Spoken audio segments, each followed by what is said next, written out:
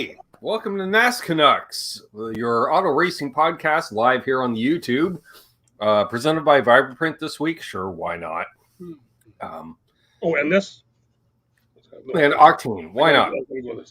Jesus, I cracked open a can of Coke during the intro there, but it's when I dropped on the floor during last night's show. Apparently, she was still under pressure from last time. Like, Jesus, come on. I don't have that issue. I was good. Yeah, this one. And now it's flat, of course. So, wow, we already got a bunch of people in the chat this week. I got chicken nuggets, though, too. We can actually do roll call. Because go ahead. We have people to roll and call. We've got Keith H., Charles75N, who's already says 3 cold snacks have already been injured, waiting for tonight's show. Keith H. is still awake. That's awesome. Terry's 3Gs, our faithful moderator. Justin Beaver, new name in the chat. Hey. And StreamYard. There we are. Oh, and we're down to 2 people watching. Way to go. Yep. I think it's Charles and Keith. Yeah, probably. Yeah. Maybe. Anyhow, so doing this Q&A. So if you have questions, we have answers. If you're watching on replay, well, Charles is here, so nobody's watching on replay. Leave a comment down below. If not, ask in the chat, where are the fruit flies coming from? Doug, it's been so long. Like, wildlife has moved into the set since last time we've done the show. Hey, yes. Mark. Hey, Mark's here. Mark, not likely noon tomorrow, closer to 1 o'clock. I'll keep you updated. We're getting together tomorrow to do some work. Oh. All right. So, yeah, Q&A, silly season news, and, of course, I want to talk about how some NASCAR rules have changed over the years. And, you know, you hear about a certain amount of bias back in the day, Doug, where people got a free pass. Oh, they got a free pass. And we're not just talking about when Junior used to joke how, you know, I don't know, Bill France would be on the radio with his dad during races. How's that not? You don't hear Gary Bettman radioing down to a head coach during a hockey game. No. Just saying. Can watch replay by request. Well, you could, Charles. Sure. And, yeah. Charles, I told you to start. Charles getting a little surly with his drink. So, yeah. Okay. Not a lot has happened since our last. No. Little sponsors announced here and there. Like, I can't even remember the name because it doesn't really. Like, Bubba Wallace announced today, hey, I got a sponsor for the Texas race. Yeah, good for you. You know? It was just here. Ledios. Man, I don't know if you can hear that. Wow. There's the Burger King just moving around. Burger King. I did not have Taco Bell. First time I having fast food in like 6 months. And, Burger King in 6 months. And it's, as soon as I ate it, I went, why? Actually, while I was eating it, I was like, as much as this tastes good, it is just sitting right. It doesn't want to at all. I've been about 6 seconds. Imagine that, you going to a McDonald's. Shocked. Hey, I have to fill back up. This COVID now has me in a extra large shirt. So I was checking around. Apparently there's several embers in the fires, possibly. Like, we'll say 50-50 chances across all 3 series for both Ryan Preece and Matt DiBenedetto. But nothing concrete. Do you know where Matt's going yet? What? Excuse me. I warned you hours ago. I told you that was going to happen. Little backfire there. It burns.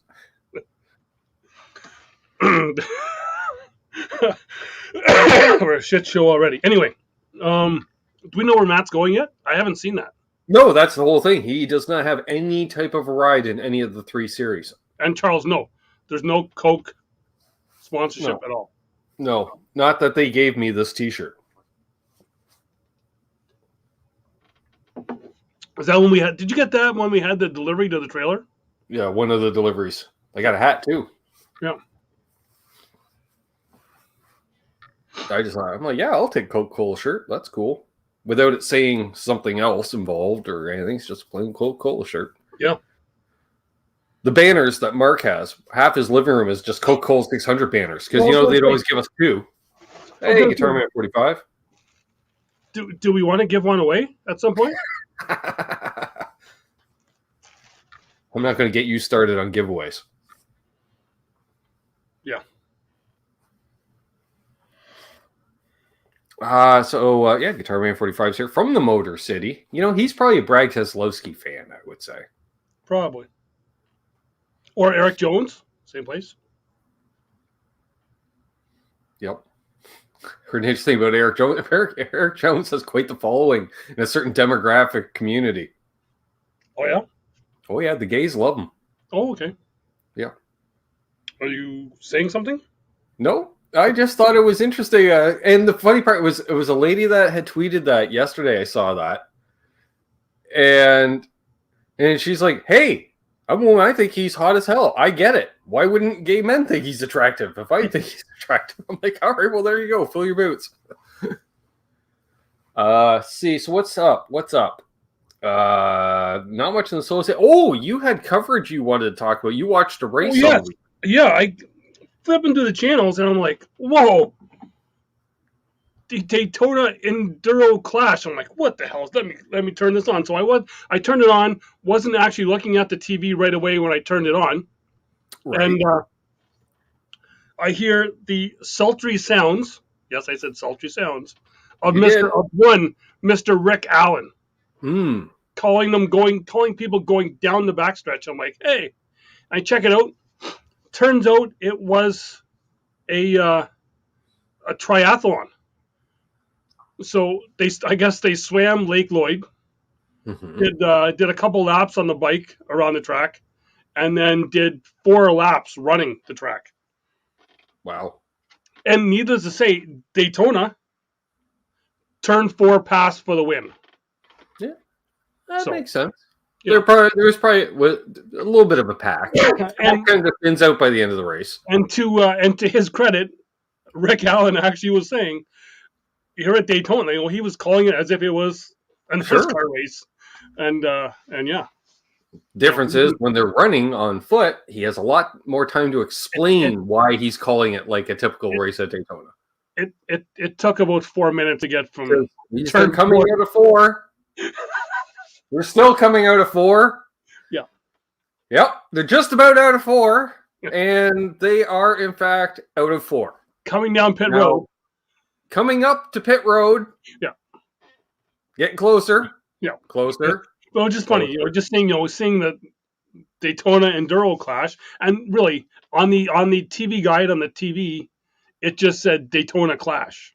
Right. I'm like, they're supposed to be in. Yeah, when you texted me, like, Daytona Clash, that's why I messaged you, and I was like, but it was a commercial at the time that I turned it on, and I was like, the race isn't today, is it?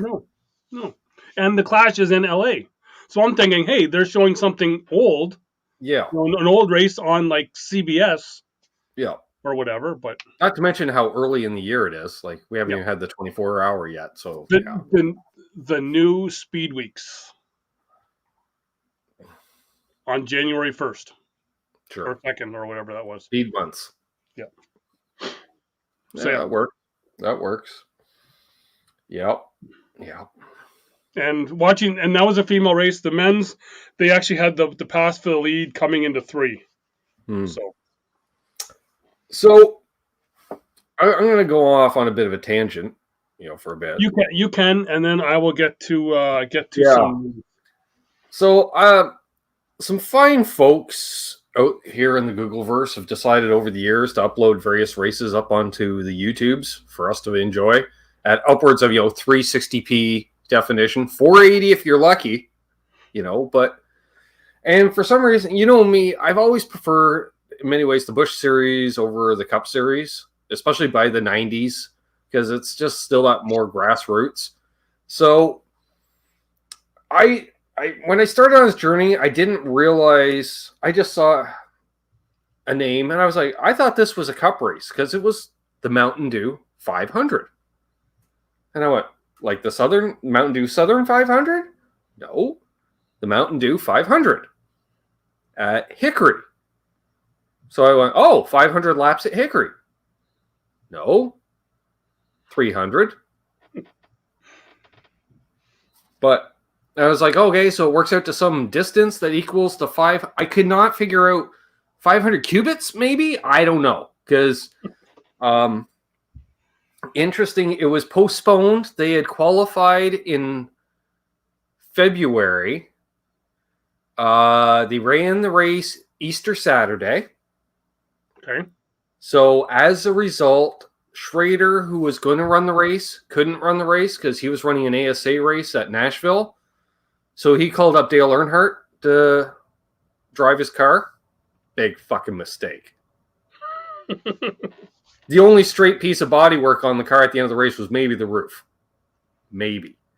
Although it was funny because Dale said, he joked because apparently in the Busch Series at that time, you could change tires as much as you want under green.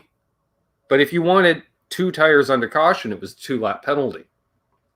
But since the geniuses at Hickory had repaved 3 and 4 the previous day, Doug. That asphalt lasted approximately 4 laps before it started coming up and turning into a gravel kind of situation. Mm-hmm. And so NASCAR all of a sudden said, no, you can use as many tires as you want. So Earnhardt came over the radio. He says, this is going to cost Schrader a fortune. And I will tell you, every caution, Dale was coming in grabbing tires because there's no penalty anymore. And well, they had to rip off body panels throughout. Yeah. Davey Allison, who even though ran a Ford in the Cup Series, apparently had the new Ford parts not in time. So he just pulled out alumina chassis or body that I had and threw a Buick V6 into it because even all the Chevys and Pontiacs and Oldsmobiles and Buicks all ran Buick V6s for the most part. Thought that was interesting. 30 cars started the field. 26 caution laps ended up being a series record. Who knew? It wasn't. I will say about the older uploads, they don't do the victory lane photo as the thumbnail, so you don't get ruined as to who was going to win. But turned out Earnhardt had issues. Davey Allison had issues. DW was in it for a while, and I remember watching races because it was on the Nashville network, which was awesome. And I remember how many of the Cup guys would have like basically mirror cars running in the Busch Series. So Darrell was running the Western Auto 17. And I remember being a little confusing as, a kid, because also you're like, wow, this is a really weak field, because really I only see Davey Allison and Ernie Irvan and Darrell Waltrip and Dale out there. But no. Busch Series. One guy got in a wreck. It was bad enough that he got taken out by Spencer. Yeah, Spencer. But a couple of Spencer's crew members were over there pulling off the sheet metal off the guy's car in the pit stall for it. I'm like, I don't think that's legal. You can't. And Kyle Petty was doing the pit reporting, and he's like, I don't think you can do it. And then all of a sudden his mic cut, and they didn't speak of it again. I was like, and NASCAR went, oh, shh. No, it's okay. It's okay. Because we're not going to black flag Spencer for doing. And so it came down. It was Spencer down with Tommy Houston, home track favorite, wily veteran. And Spencer was all over him. And it was one lane because the asphalt was, it was more of a dirt track on that end of the track. So you pretty much had to bump and run. And, we know Spencer. He knows how to do that. And he thought about it a couple of times. But then Neil Bonnet was doing the color commentary. He goes, somebody should let Spencer's team know you might not want to do that, because if you try doing that here in Hickory, you're going to have to punch about 500 people out to try to get out of the pits. Like, it's going to be bad, and you're going to the hospital. So Spencer went for second. And it turned out being Tommy Houston's final victory. It was cool, wily veteran and stuff. And so it was interesting too, like a few of and then watch a few other races, but like how bare bones, like Dale Earnhardt would be out there. And I love the V6s because they sound a bunch of angry Hornets. And of course, Tony Uri Sr. is his crew chief because we know how that team ended up progressing to become DEI. Davey shows up. He's got Red Farmer as his crew chief. Why not? Because, Red wasn't running anywhere else. Mm-hmm. I showed you a little video clip. Apparently, IRP back in the day had upwards of 4 pit lanes because it was just like a parking lot where haulers and teams would park. And it was one of those, there was no pit road wall, so you just pitted at the back of your hauler. And so it was so weird because you'd see the cars come off the track because, again, they have these rules, but then they throw the rules out the window at race time because a bunch of the Cup guys are there and like, we need tires. Mm-hmm. And then you see them peeling off pit road and then peeling off various off-ramps type thing. And there's no pit road speed. And Earnhardt shows up with a bunch of guys with Goodwrench stuff on. Like, come on. Like, he had the whole Smoking Aces pit crew working for him. Mm-hmm. So, of course, his pit stop times or his pit stops are half as much as there's a real penalty parking out in the rhubarb there because he didn't qualify, provisional type situation. And you see, here comes the leader down pit road, taking off, and all of a sudden Earnhardt just right, just like he ran a stop sign or something. Yeah, hilarious to watch. So, and Watkins Glen Cup race in the 80s, Doug. Just want to stop you there for any of the newer people to NASCAR watching, and hearing Ben say it was at IRP. It's actually WWTAGR. No, that's Gateway. Didn't IRP become Gateway? No. IRP's okay. Across town from Indianapolis. Oh, okay, that's right. Yeah. Okay. Yeah. My bad. Yeah. 87 Cup race, 87, 88 Cup race at Watkins Glen without the bus stop, Doug. Mm-hmm. Without the bus. That's straight. The only time they ran in 4th gear the entire race. The rest of the race, 1st through 3rd. So them leaving pit road, it was just geared down so much, and they found they were blistering tires, and they're blatant about it. They go to Jimmy Maycar. He's like Rusty's crew chief for the 27. They're like, so what are you doing? And he goes, we got Patty Moise scuffing tires for us. Like, well, I'm thinking, can you do that and admit it? So NASCAR, Goodyear, we're going to do a competition caution, but they didn't because it kept being wrecks. But they're like, we recommend the teams switch to scuffed tires, even though nobody has scuffed any tires. How do you switch to scuffed? So basically they said, have other teams scuff tires for you. All right, so who decides who's the haves and the have-nots? Right? But it was interesting because all of a sudden, there's Dave Marcus scuffing tires for Earnhardt, and it was all the buddies. Yeah.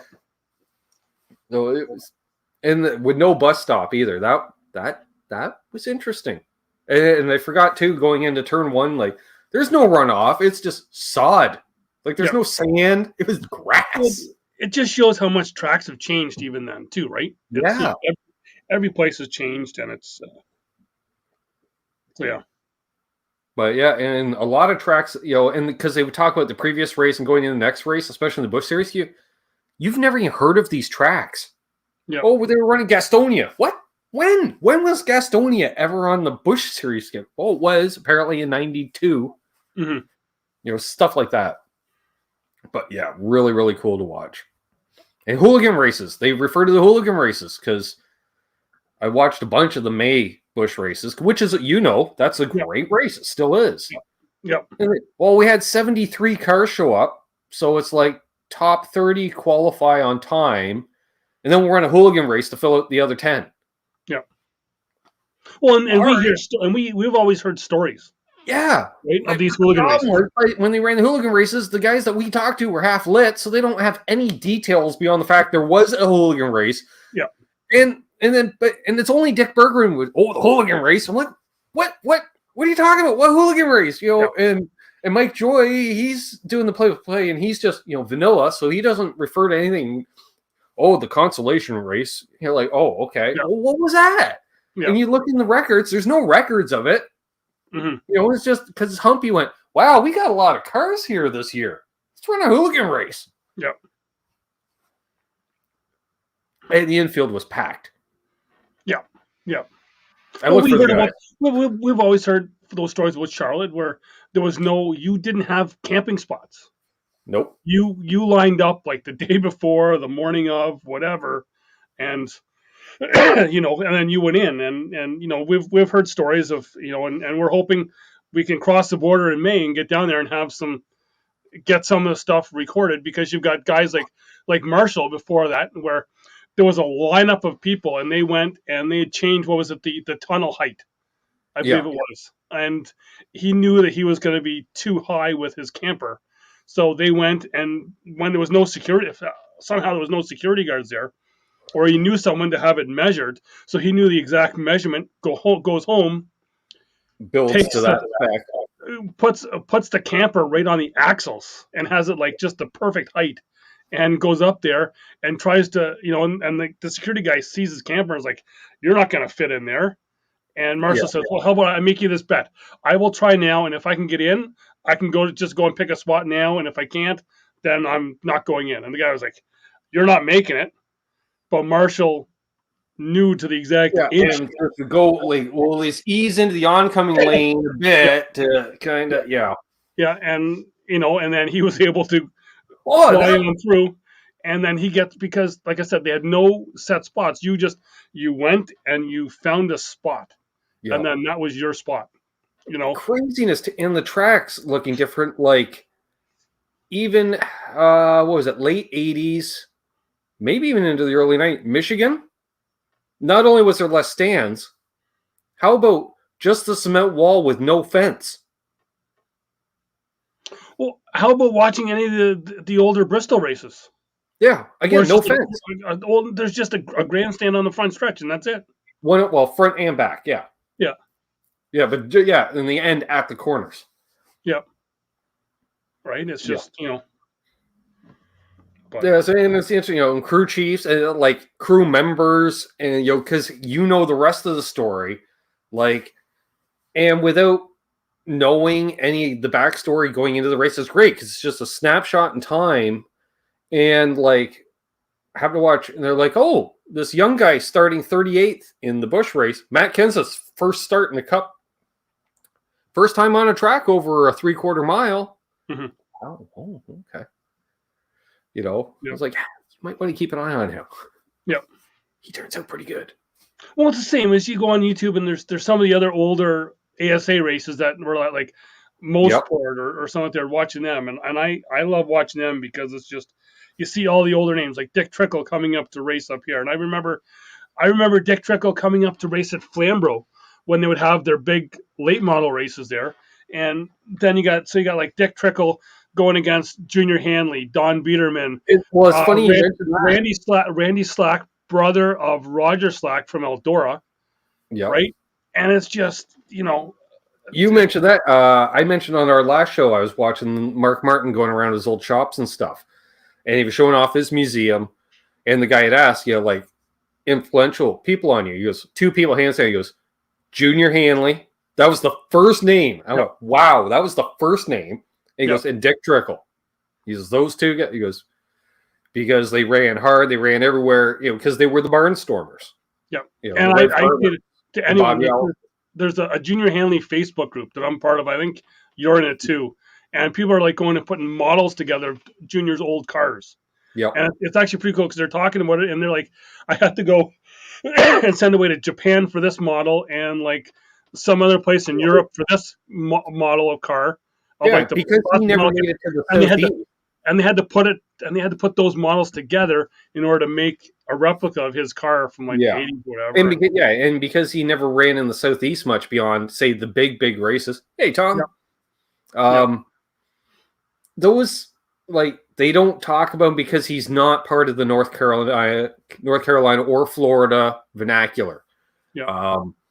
But you talk to the Midwest guys, like the Wallaces, the Mark Martins, and stuff, they all know about Junior Hanley because a lot of them, before everyone was running a Howe chassis, you were running a Hanley chassis. And I want to say that he, speaking of the Michigan stuff, he did run the race, the ASA race that they had at the Pontiac Silverdome. And I want to say he either won it or come like second or third in that race at the Pontiac Silverdome. And, it's just, and it's funny because I've went and looked back at some of the other stuff, and especially with those guys, like Hanley and Biederman were just guys that used to just, they were finishing 1-2 at Flamborough all the They time. were professional racers. And yeah, In that and way, and I right? remember I'd seen somewhere where Don Biederman's first win was at Brighton on an asphalt track, Yep. right? Well, you've seen it. Yep, Where in the parking lot, there's the go-kart track. yep, That's the track. yep. Right, Yep. and it's just I love going back and just seeing the older stuff like that because it's so Oh yeah. cool. And even talking with Hanley, like you've got the one car there somewhere. I want to say I think it's right there, isn't it? No, if you're looking that side, Sitting on the trailer. okay. Yeah, I've added to it.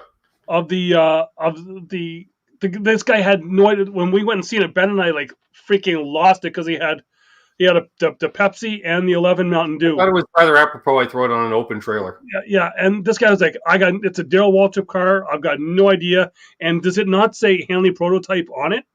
I think it's an ASA car. But up on the front there, isn't there like Hanley in it? Prototype racing engines. Okay, so they didn't add the Hanley on it, but I was I like, remember there is a spot. I think back. and we both said like that's an ASA car that he ran at Mosport, made by Junior Hanley. Yeah, this thing. What they would have seen this at Nashville in the outlaw races, Salem. Darrell would have run it. Yeah, I just wish I would have got the Pepsi one because I've got a picture that a friend went up to Mosport and took a picture of the back end of the Waltrip Pepsi car when they were there when he was doing an ASA race there. But it was just that's the stuff that a testing wouldn't have been a race. No, there was a race up there, an ASA race on the road course. Maybe it wasn't Mosport then. Maybe it was No, because the oval track wasn't built until early '90s. Maybe Delaware then. That would make sense. Yeah, but just watching some of that stuff is just it's fun. Like it's for me any kind of older stuff is just Dude, cool. I miss bias ply tires in the worst way. Oh my god, I miss bias ply tires. I miss actual body panels on cars. I miss those V6s.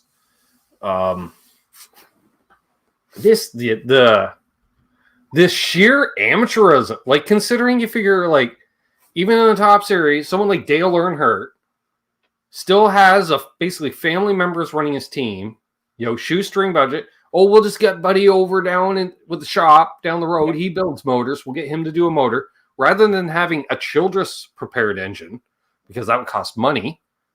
Mm-hmm. They still try to do it completely on the cheap because they still do it as a hobby, the same way if they were running a local track on off weekends, which is wonderful. And that was funny too because they interviewed Schrader at that Watkins Glen race. And I think because there was a break of a week, he had just won his first career race. I think it was at Dover 2 weeks earlier. And they're like, oh, your first career cup victory, blah, blah, blah. He's like, yeah, we already ran 5 short track races since then, and now we're here. Yep. That's what his answer was to winning his first career race. I'm like, which shows you Schrader never changed because that's long before we really discovered Schrader. Yeah. Like, for me, I discovered him when he joined Hendrick with the Kodiak 25 because they made a big deal out of it in '89. And that's when, Darrell won the 500. And that was the real sign of things to come. Mm-hmm. So. But, it was interesting. Mm-hmm. Do you want to talk about some stuff that's going on now? Sure. Oh, you want to talk about this century? I guess so. Yeah, we can. One thing, the 10 car, Mike Bugaravich moving on, not away, moving on, moving up at SHR. Oh, promoted out of his job. They've made a new position for him. He is. We got to pay anyway, so we might as well give you a job to do. To the newly formed role of performance director. Now, so that means that the 10 car now needs a crew chief, and they have found one because the guy on last last show, I believe, we talked about the one guy moving on, going to bigger and better things. Mm-hmm. Because really, what can you get any lower than being Michael McDowell's crew chief? He's now moving on to the 10 of Eric Almirola is Drew Blickensderfer. Yes. Which I really like that combination of Drew and Eric. I think you're going to see you're going to see a lot of good stuff out of the 10 this year. Yeah, and for those who don't know, yeah, they were together when Eric drove the 43. Yep. So there's that thing. You have questions. So rare. Let's see. First of all, Guitar Man 45 he knows John Hall of Shadow Rods. Autorama is a huge car event. That's one of the big ones. Yeah. And go figure. So Mark asks, here's an old NASCAR type series question that I'd like to hear your opinions on, and that would be Dale Sr.'s pass in the grass win. Was that the non-pass in the grass? Or he just went in the grass, come back on the asphalt, and then passed? Yeah. It was a block in the grass? Could have been. Because he was leading, wasn't he? I can't There was remember. no change of position. I know that much. Yeah. And it was actually, I think, with 2 or 3 laps to go. Yeah. I think. And I believe Elliott ended up winning that race. Could have been. I can't remember. I know it was at Charlotte. Yeah, it was definitely at Charlotte. All-Star race. 86. Mm-hmm.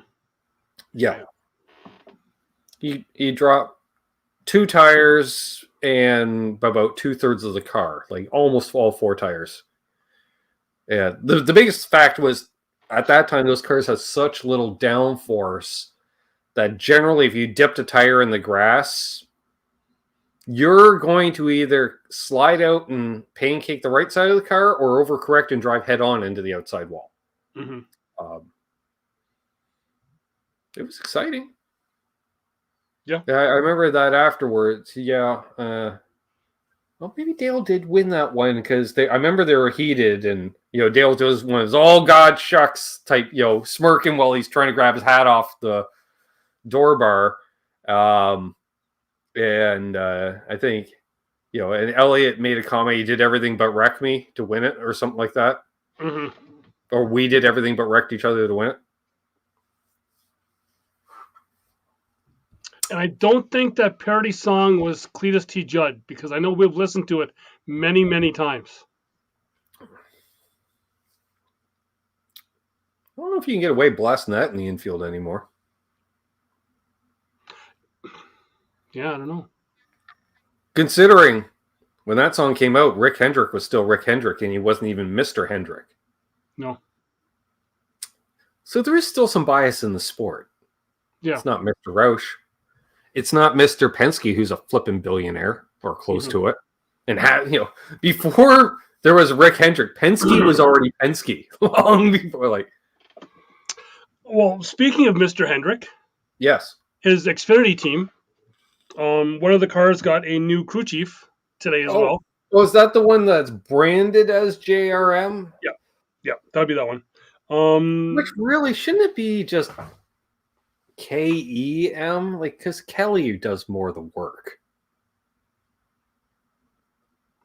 Yeah, but Kelly does the real work at the team.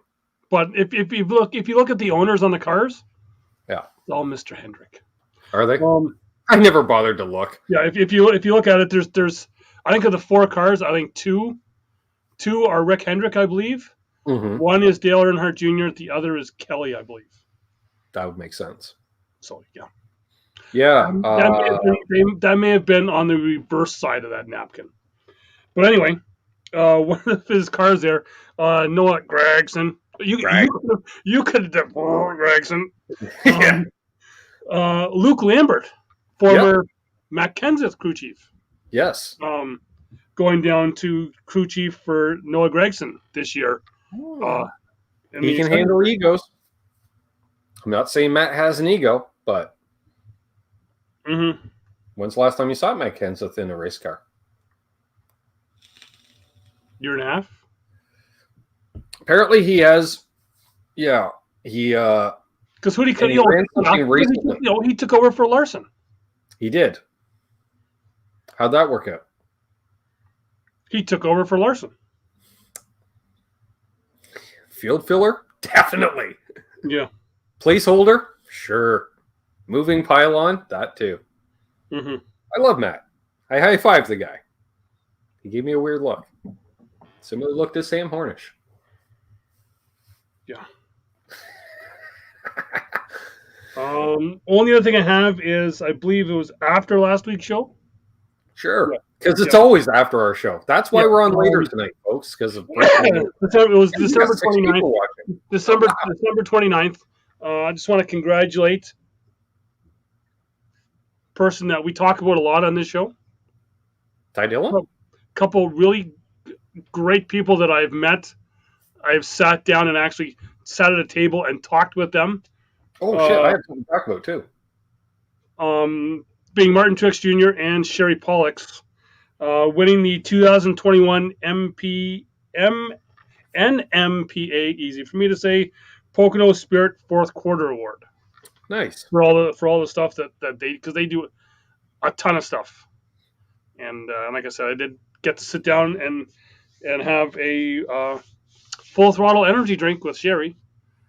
Nice. Wow. And then Martin stole my seat. But yeah. There's a definite something going on with that can. That's not stock. There you go. Yeah. All right. So I don't know if I want to throw it as a word of advice, as a cost cutting measure. This year at Daytona, we don't need to run the 125s or 150s. Just draw pills after qualifying for the front row. The reason being, Doug, is for the first time in possibly ever, it's a 50-50 chance we're not even going to see a full field for Daytona 500. We're looking at 38, maybe 39 cars, not even confirmed. And when reached for comment, the Gaunt brothers said, "Yeah, we might put something together." Typical Gaunt brothers. It's only January 4th. They've got like 2 weeks, 3 weeks before they can announce anything. This is typical of the Gaunt brothers because guess what? This is good news for you and me. The Gaunt brothers do have a next gen car. Oh yeah, I know. And they're like, what are you doing with that, guys? And they're like, what are we doing with what? We got a next gen car there. Oh, we might. We might put. No, I remember talking about that. Them talking about that on the radio. Yeah, because there was that was briefly announced, possibly a Villeneuve involved in some way. No, that's with that other team. That's what that's what the Toaster Strudel guy. Oh, okay. They talk about that on the radio. That they kind of the idea kind of gets bounced around at the U.S. Thanksgiving dinner, and then Christmas dinner. They kind of like, should we start talking? Like, do you want to do this? Like, are we going to do this? Yeah, Lord help them if they ever brought back winter testing, right? Where they'd actually have to think of the stuff prior to December. And then they're like, let's probably do this. And then a Sunday dinner, like second week of January, like, what about this driver? If we put him in the car, yeah, let's go. Right? Yeah. So that's where Ty Dillon was like a month before last year. So, and especially if that driver can bring a sponsor along. That's really what it is. Yeah. They're like, hey, this guy's got this much money. Yeah, I guess I could finish hanging that body for that much money, I guess. Yeah. That's the Gaunt brothers. Yeah. And just beyond that, another thing I want to say, I've seen a lot of stuff that I loved on Twitter this week. Because we all know that Kyle Busch went and ran Tulsa. Yes.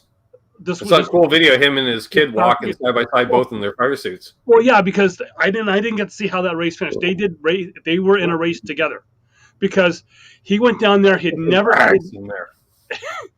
Kyle had never got behind a wheel of one of those cars before. Right. And he went down there. I was crazy. Fit behind the wheel of one of those cars before. And he went down there for fun, and he said that he had a blast. He lost out in like the C main, but everything I've seen come out of there, every tweet that I've seen has been like people were like, you know what? I wasn't a Kyle Busch fan, but now I am because they said that I've seen him I've seen 8,000 or more pictures of him with just random people, and they're like, he's not an ass. Well, He's an actual nice person. Kyle Busch fans are a passionate lot, and they have to be because they put up with a lot of shit, right? Yep. Now, as soon as he started turning laps and was competitive last week in that car, and it was all because they do a week of practice and heats and this and that. Oh my God! Everyone's same place they run the Chili Bowl. Kyle's going to run Chili Bowl. Kyle needs to. He's the real Kyle of dirt racing now, because they are a passionate bunch, but not necessarily the most knowledgeable bunch. Yep. They're like, he's the real, I'm like, why are you poking the beast of the Larson fans? Because they're like, oh, he's the real Kyle of dirt racing. And I'm like, he was competitive in a heat race. Yeah. Larson won 75 World of Outlaw races. Like, how did Larson not win the World of Outlaw title, by the way, in the last year or two? I don't know. Maybe because he doesn't run all Outlaw. There are other sprint car races. Yeah, he does, because he does Tony's All-Star Circuit. Because I was like, he could show up and only run a month of the schedule and still finish top 5 points. So, where I was getting at is that, that he went and he had fun, and I've even seen a couple tweets where someone was, absolutely bashing him. And I wish I could get it back and I could remember and I could see it. Because it was funny, because he actually replied to the person, and he was like, oh, am I supposed to just sit in my basement and do nothing? I believe that his response was. Right. Well, I was just thinking, is Kyle Busch becoming more like Tony Stewart? And I'm not just talking about his waistline. Because, although I will say he was looking a little, now it could be just the way they're cutting those fire suits, and it was a black Toyota suit. He was looking a little slimmer this year than last. Because he's started to look a little pudgy at times. Not like Brad Keselowski, who's turning into Bobby Allison overnight. But I'm looking now. I'm looking at some of his tweets now, his replies to people, and it's like freaking it's people are. I think people are trying to get at Kyle for some stuff, and he's having fun doing this. And he's like people are like I'm seeing one guy here. Kyle Busch has been growing on me for 2 years now, and I just don't know what to do now. I even have a fridge full of rowdy energy. And Kyle's reply to that guy was, stay a while? Right? It's just like he's having fun. And there's been a couple where I know this one woman went at him and he was like, what should I do? Just stay in my basement and do nothing? Because I think she was complaining that Kyle was there racing all these other guys, and he's like, I didn't win. I didn't. Well, not to mention when Kyle Busch shows up at Joe Schmo Speedway, because the Speedway owner is paying X amount of dollars for him to appear. Let's say $5,000 out of the owner's pocket goes to have Kyle show up, and he also, as often as not, Kyle isn't bringing a car, so he's got to go to. Buddy, the one guy who runs at the Speedway that has a backup car, basically. Yep. Can we prepare something, or can you step out? Because we got to give him something competitive. Fine. And guess what? A bunch of fans get a Kyle Busch autograph if they want one before or after, because there's some kind of set aside time for an autograph session. You get to see him run live. That a lot of people, unless you travel to a NASCAR race, don't get to see. Nope. Not to mention, those other guys out on the track that you're trying to defend, they're telling their drinking buddies the rest of their lives, oh, there was that one night I ran against Kyle Busch. Well, like I was saying, this one tweet that this one woman did, and he kind of replied to her, what do you want me to do? Yeah. I don't even know the tweet, because all of a sudden I'm seeing there's 500 replies that are pro Kyle Busch, and her tweet has now been deleted, and actually her account actually got deleted. Right? So I'm thinking Kyle Busch is making there's that turn, because we all know, we've seen it, that he will go and he will stop and talk to any fan. Him and Sam will be out on their morning run, and they'll see some kid at a roadside vendor. Oh, forget about that. Think about early days of Twitter, when Kyle would always shoot video leaving the track, and nothing better than, down the window because you would see the one person with a Kyle Busch hat on or something. Yep. You're like, hey, and they're like, ah, I'll freak Yep. it because in like early days of Facebook, those videos were viral. What other Yep. driver was doing that? Nobody, because most of them are helicoptering out, and you know that. And we've talked about it that Kyle will go and like I said, he took a bunch of stuff with like young kids to Always had, and talk to always had people. M&Ms in his pockets. Unlike What other driver's doing that? and this is not a lie, this is not something I've seen on Facebook, on Twitter. I will call him that asshole Chase Elliott. Mm-hmm. When my kid was a 4-year-old in the garage area with Napa gear on, and he walks right by him to go to where a TV camera is. Yep. Like, dude, there's a 4-year-old right in front of you. He did it again as a 5-year-old. And even before that, I'm on pit road trying to take pictures of him because all the other drivers are giving me thumbs up, smiling. Chase Elliott puts the window net up so you cannot take a picture of him. Yeah. You know what? Don't put this asshole on a pedestal. He is nothing but an asshole. He is not like his father. Take that to the my way of judging a driver. No, not everybody can do it, but we've had the opportunity to hang out in the garage area. Yep. All right. Now you know where this one gate is to go into the garage area, the one security gate where Yep. everyone's wheeling in 4-wheelers. If you stand around there, you're going to see everybody. Yep. Because that is the funnel point. Everybody has to go in and out of there. That's about like a 4-step walk from the driver lot as well too. Yeah. And you know, also, I usually get buddy with the security guy there as well, because he's the guy that judges whether or not you're drunk or not and decide whether you're allowed in there and be safe or not. So I find if you're friends with him, I can have more cold snacks and still go in the garage area. Or carry a cold snack into the garage area, which I'm not saying I've done that, but it's happened. Mm-hmm. Cargo shorts. You forget you got them in the leg pockets on occasion. All of a sudden, ooh, look at that. A little treat. But standing there shooting the breeze with a security guy, you know, drivers going by on golf carts, just give them the nod. Yep. You know, if you make eye contact with them. And those who do, Kyle Busch does. You know, it's just a quick little, because nothing. Jeff Gordon, straight ahead. Actually, all Hendrick drivers, straight ahead. Yep. You know, for the most part. Kyle Larson can't make eye contact. Why? He's always leaned over to talk to his crew chief about something, you know, like he's in it. You got Joey Logano looking around, oh, look at all the people. You know, like he's just trying to kill you, is what he's doing. That is also another fact. Yeah. Let alone, you know, drivers walking around. Like, let's be honest, the drivers that can't afford the golf carts to shuttle them the 50 feet. You know, those guys, you know, that'd be more of your Bush guys, privateers. You know, you might literally run into Jeffrey Earnhardt.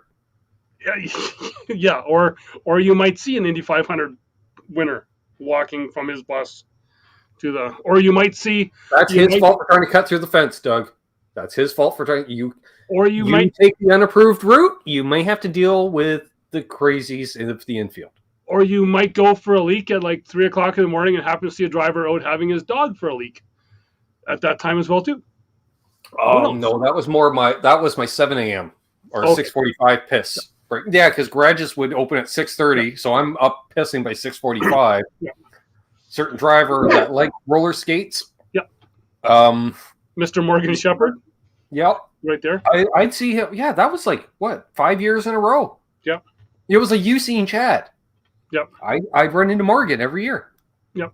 And then I swear he did kind of recognize me because he used to be really timid. Like, he was like a rabbit, you know, gone. And then after a while, he's like, oh, you're cool? I'm like, yeah, I'm just, dude, I'm half asleep and hungover. I'm cool, you know. Yeah. You know, or, you know, where that's where we kind of got to see the drivers at that other way, like Juan Pablo with the remote control plane with his son, in the one open green space. It's just, you know, the auxiliary team parking, because it was mostly crew members that would park over there. You get to see Booty Barker with a beat up, rusted IROC car, 4th gen Camaro. Yeah. Too bad, Charles. Carol's, at that time, because we didn't invest in porta potties, it was a vicious cycle because you would think, oh, I got to take a leak before bed. That Might as well crack a was beer before the camper with a bathroom. before the camper with the bathroom. Yeah, so you crack a beer for the walk to the piss house, and then by the time you got back, that beer was done, and you had to piss again. So you might as well crack a beer for the walk. And Yep. But no, it's yeah, we got to see a lot of the drivers and what they're like.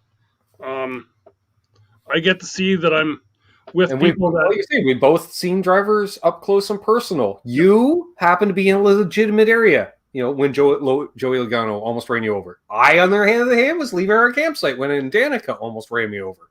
Yeah, but no, and it's like I said, it's and then you get to meet some of your drivers that you really like, Yep. and the guy that's with you is just too lazy to stand up from eating his Bojangles chicken sandwich and just takes the picture from sitting down.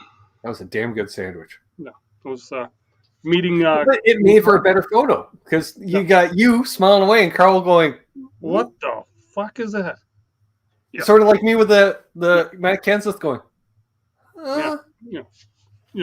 And really, it's not just that. We got to meet like a whole bunch of other people as well. The Captain Bill, I've met him like 3 times from Deadliest Catch, the big guy with the beard who makes me the guy that's 6 feet 250. You look like a guy that's probably about 5'1", 120. He's just a freaking huge guy. And then all the guys from that alligator hunting show. Yep. But it's I've run into numerous. Danny Coker. Yeah. Counts. That was it. Yeah, and I think too. I stood out a little more at the track than you did because you would blend in pretty well. You would either look like a team member or a dedicated fan. Yeah. Whereas I look like. Is he playing at the pregame or at times the village idiot wearing a Lucky Dog hat? But it worked, Yes. Talking to Danny Coker. Yes. Wearing the Lucky Dog hat. And wearing that Lucky Dog hat on Speed TV. On Speed TV. Because why not? Yeah. I was sober too. Wow. Yeah. Well. Might be some residuals in the bloodstream from the night before. Wearing that Lucky Dog, to go even further, wearing that Lucky Dog hat on camera where you're right between Darrell Waltrip and Bobby Allison on the camera. Yep. Yeah. Looking up at Chris Dabota. Yes, that would be it too. Yep. But yeah. Yeah, running into people, especially non-drivers, like crew chiefs, crew members, the fact they really get a kick out of when a fan recognizes them. Mm-hmm. And if they have the time, they will definitely stop and say hi. And then you got the people that they're not busy there. Like when I ran into Andy Petrie. Andy Petrie didn't have a job at the time, really. He might be consulting for a team or something. Mm-hmm. He's hanging out, And I'm like, hey, it's Andy Petrie. And you went, where's Ben? Well, I'm in line to get our scanners, and I'm like, I'm needing him there, and all of a sudden he's like gone. You need like one of those like parrot leashes for the kid when Ben's around, because he's just running off. It's the only time I do run. No, and then there was a time that we did. You know what? We can't say we because it was just me that seen Richard Petty as he drove by in the cart. I give him a good wave, and you were even looking. You had no idea it was Richard Petty. But yeah, I've seen him other times though. Yeah. Again, he's usually just looking straight on, and I get it because that guy has signed enough autographs for the whole garage area. When we did see him, he was on the back of a golf cart, and we were kind of like 2 ships in the night. Right. But yeah. We've had that too, like where we've had team members looking at us oddly because they'd see us around the garage. We're one of the few people riding around on a golf cart as well. Mm-hmm. Isn't well, and let's be honest. When Sam's driving people around, it's either obvious he's driving around veterans. Oh yeah, and with so many veterans on site, courtesy of so many organizations, which is awesome. That's not odd to see. Especially being shuttled around because a lot of them were wounded warriors. Yep. And then there's us on golf Mhm. carts, Yep. which are banned in the infield, essentially. Yeah, you cannot. Yeah, like we're one of the only ones who can have our own golf cart. Teams can have golf carts, and they're limited in the amount they can have. And then there's the Speedway charity. Security, Circle K / the Ice People, Yep. garbage and maintenance crews, and then The shuttles. Yep. The shuttles being the Speedway charities for. Oh, and the Speedway shuttle. Yeah, the charity shuttles, which those things are awesome. Yep. Yeah. Yeah. Memories of the Speedway. Hopefully we can get back there in May. Yep. It's like you just close your eyes. You know where everything is. Like how to get here. Yeah. And Yep. because nothing's real direct route, but it's kind of, well, I got to zig here and zag there, and that gets me here, that gets me there. Yep. So on that note, do we have anything else to discuss? I don't think so. There's been because like you said, there was we had no idea if we were going to make it like 20 minutes. Yeah. And we went almost an hour. Yeah. And we had 6 people watching at one time. That's it. I think someone said we had like 9 thumbs up, and I'm like, holy crap. Yeah. That's like viral for us. Yeah. Oh, excuse Gregson. Right. Oh, yeah. Well, since the heartburn is kicking into, it found that 4th gear. Mm-hmm. It's like here. It's up in the Harry Gant line. Yeah, right Yep. there. So there we are. So on that note, that's Doug. Nope. No, I'm the that's other way. Doug. Yep. Yep. Forgot reversed. Only been using the program for like 3 years. Mm-hmm. That's Doug. I'm Ben. This has been NasCanucks. Please subscribe if you're new. Leave us a thumbs up. Comment if you're watching on replay. Thanks everybody that tuned in tonight. And to that guy who should not be sitting on the back of a golf cart with me because we bought him it out. See you, Marcus. Yep.